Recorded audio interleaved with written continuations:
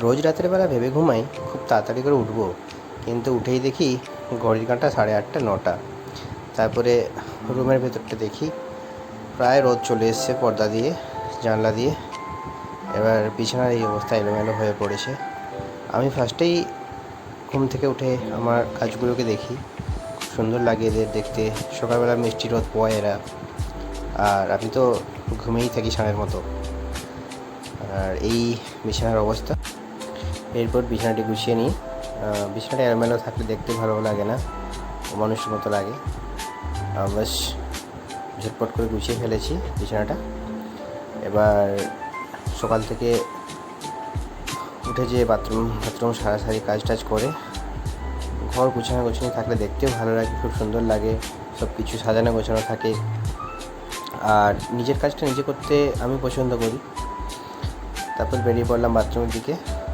বাথরুমে পৌঁছে মুখ হাত পা ধুয়ে ব্রাশ করে বাস ঘষতে লেগে পড়লাম। দাঁতগুলোকে চকচকানো করার চেষ্টা করলাম। তারপর মুখ টুক ধুয়ে পুরো ফ্রেশ হয়ে ঢুকে পড়লাম কিচেনে ভোজন করার জন্য। দেখছি এখানে কুমড়ো ফুলের ভাজা হচ্ছে, আর ওই চা বসেছে পাশে।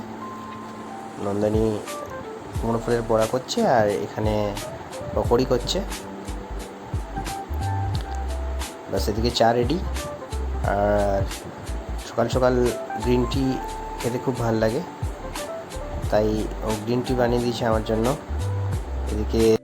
এদিকে কুমড়ো ফুলের ভাজা হলে আমি মুড়ি খাবো, তাই এদিকে সব কিছু লেবু নুন এইসব দিয়ে একটা টি বানানো চাই। আর চায়ের সাথে দেখেছি ওই এভারেস্টের একটা জলজিরা পাওয়া যায়, ওটা দিয়ে খেতে দারুণ লাগে আমার, তাই মিশিয়ে নিলাম। মিশিয়ে দিয়ে এবার চায়ে চুমুক দিতে বসে পড়লাম। চায়ের সাথে একটা বিস্কুট, তারপরে একটু চা খাওয়া।